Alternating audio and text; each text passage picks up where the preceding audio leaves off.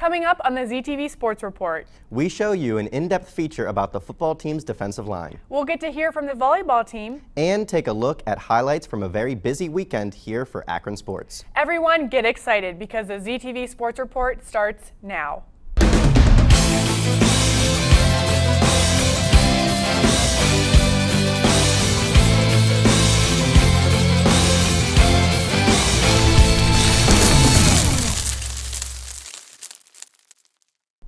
Welcome to the ZTV Sports Report, your home for everything Akron Zips Athletics. I'm Kara Riccardi. And I'm Parker Smith.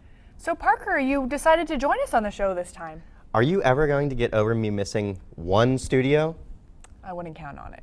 Anyways, well, we all know offense wins games, but defense wins championships. Brian Bielko was able to talk to the football team's defensive line. Let's check it out.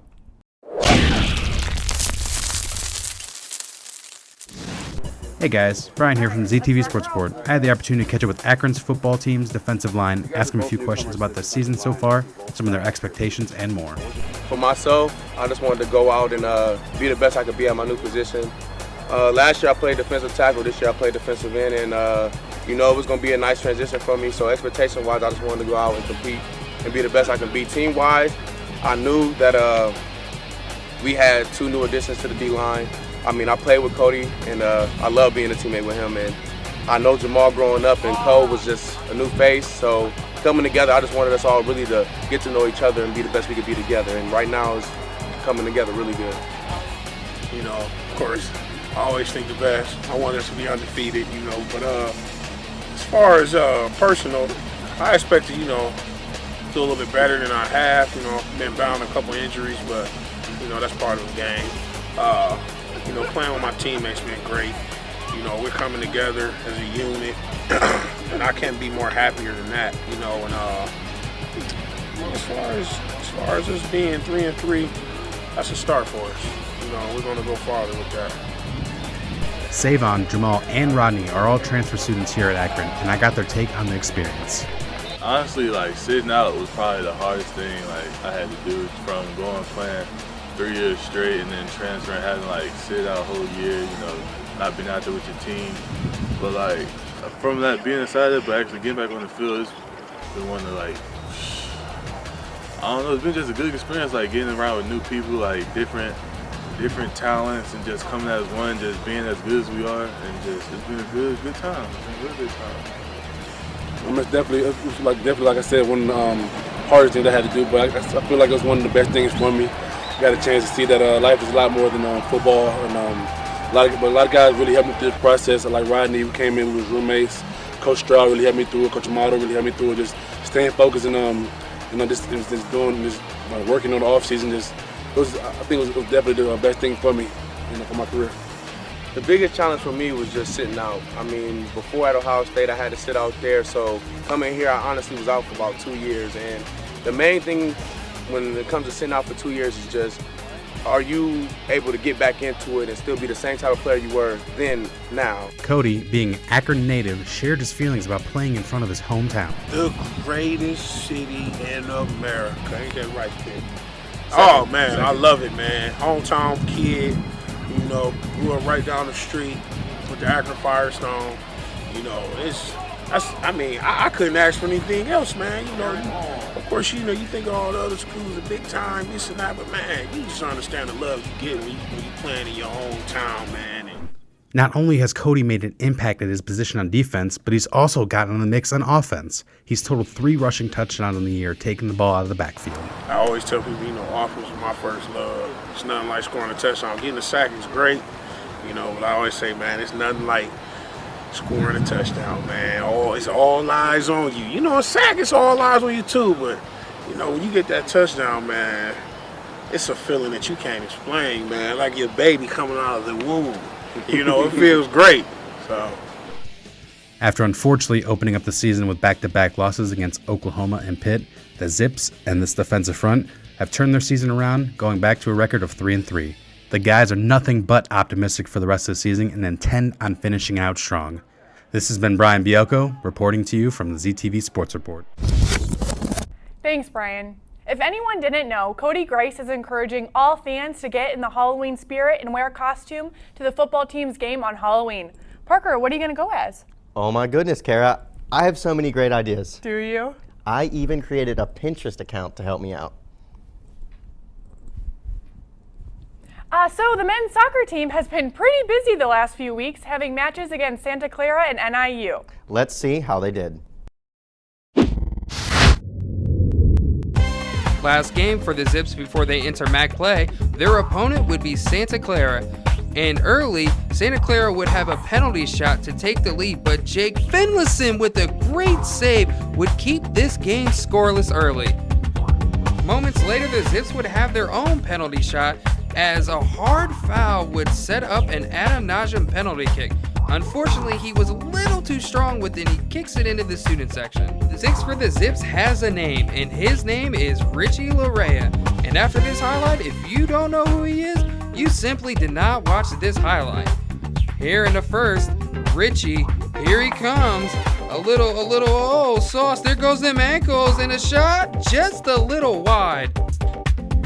There would be plenty more where that came from, as right before the first half ends, Richie would bury it in the left-hand corner. Nice little slide, jump into the AK Rowdies. And you know what? How about you comment on your goal? Can't take credit for the first goal. Good combination between Sam, Stu, and Adam. Lucky to get a bounce in the box and finish it. The only bright spot for Santa Clara was their goalkeeper. Here, the keeper makes 2 great saves to keep the game 1-0. However, here's Richie. Buries home his second goal, 2-0. Second one was a good build up again, so it's like it's all on the team from the back forward building up to our guys. So it's all around, like from everyone. But it's not just me, Sam, or Adam. It's everyone putting in the work. The Santa Clara sidelines can only sit and ponder on how to stop number 6. But tonight, the Zips would go on to win 2-0. Have a safe flight home to California.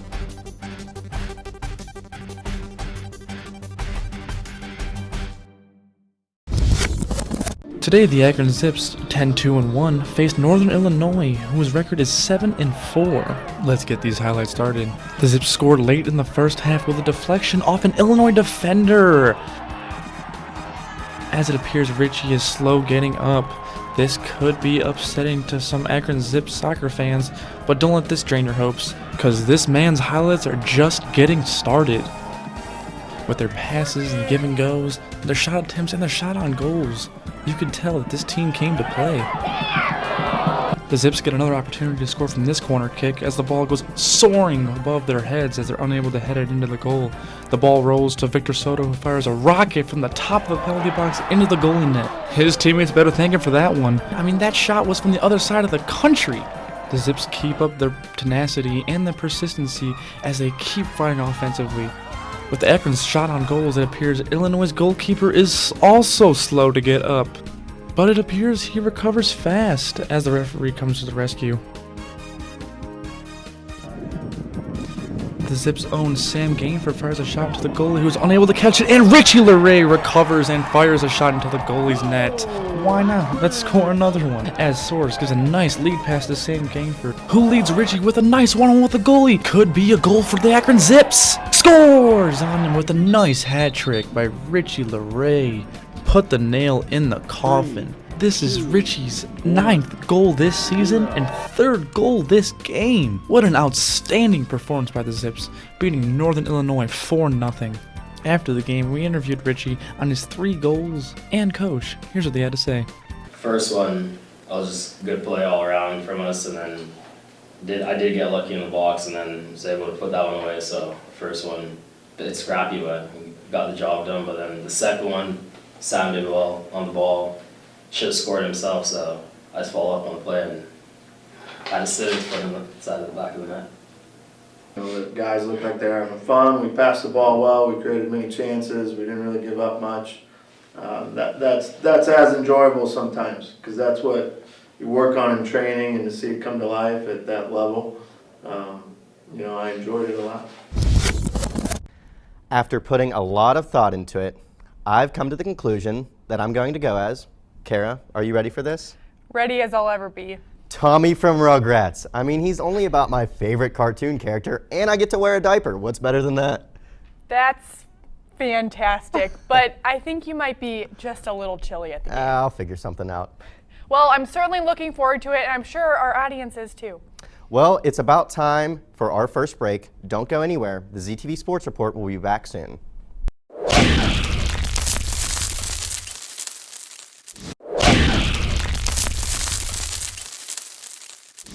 Welcome back to the ZTV Sports Report. Before we wrap up the show, we have a few recaps from the world of Akron women's soccer. Let's check out how the Lady Zips fared in their matches with Central Michigan and Toledo, their most recent MAC showdowns.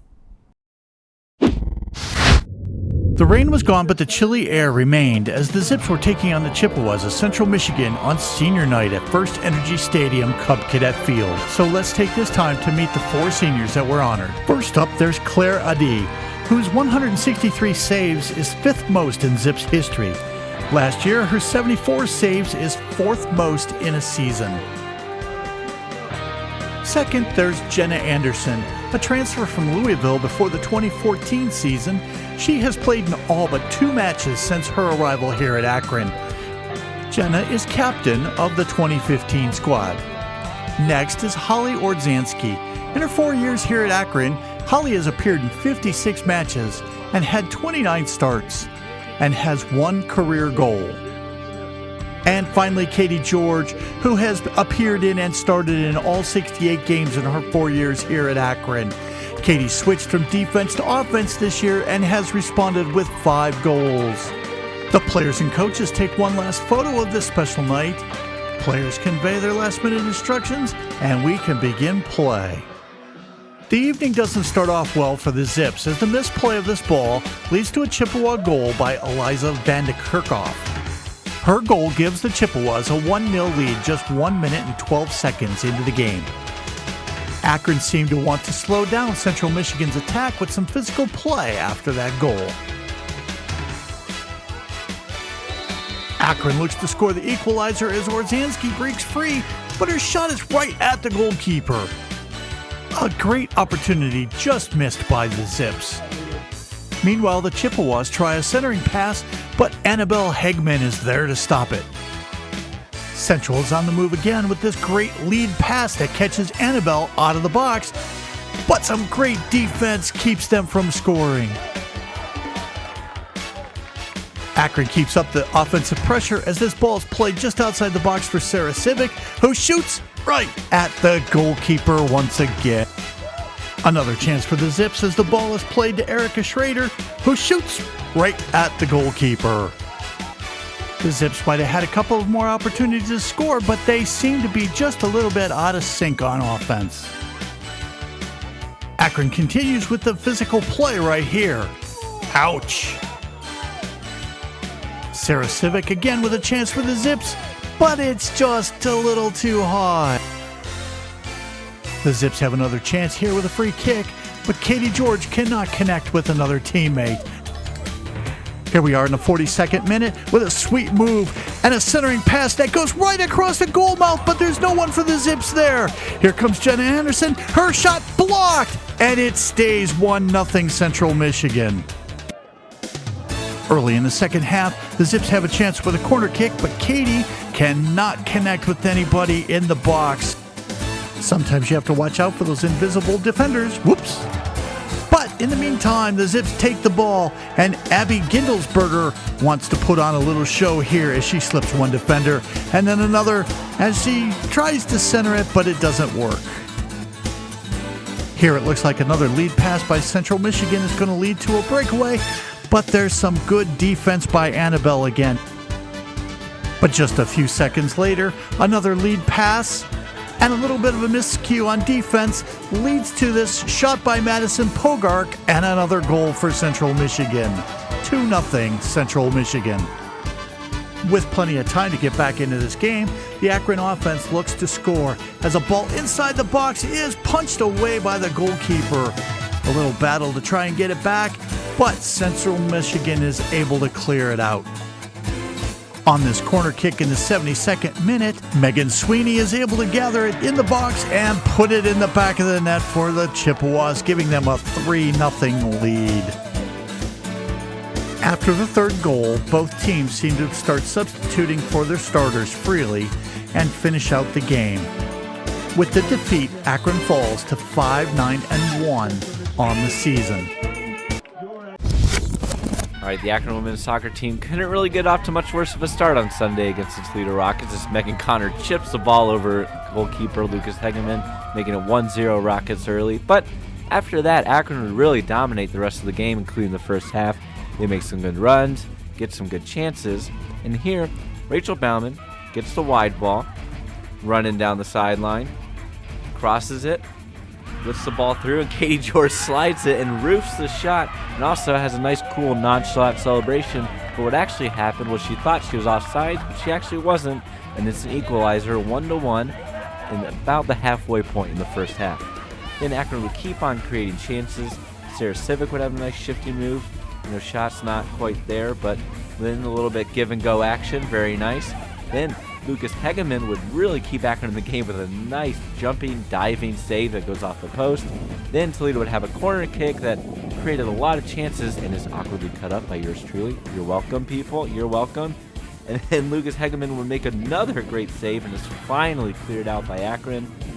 So then they would end up going into the second half with a 1-1 score, and Akron's probably feeling really good about that. And they would keep the pressure on here with Katie George, who's a new offensive player. She was playing defense.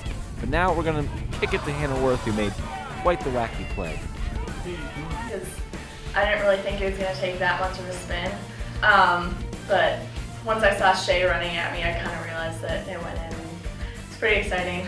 I don't know, just kind of brought the team up, I felt. All right, here, as promised, Worth, she's waving people off from the corner kick. She's taking it. People on the sideline are telling her to take it. Arm is raised. It's crossed. And it's in the back of the net. I don't know how. It's an Olympico. Whatever you call it. It's an Olympic kick, which is where you score a goal right off the corner kick. Incredible. That's the game-winning goal. Akron wins with a final score of 2-1 to stay in competition in the MAC. Hey, I think before long, the Lady Zips are going to be one of the premier teams in the MAC. I can see it coming. That would be great, but you know what I can see coming? What's that? The end of the show. Plus, I think it's getting past your bedtime. So sad. I wish we could talk about Akron athletics all night. Yeah, but the Rugrats are on in 20 minutes, Parker.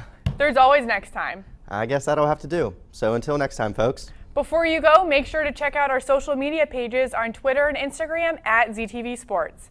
As for the entire crew, thank you for joining us on this edition of the ZTV Sports Report. Your home for everything Akron athletics. We'll see you next time.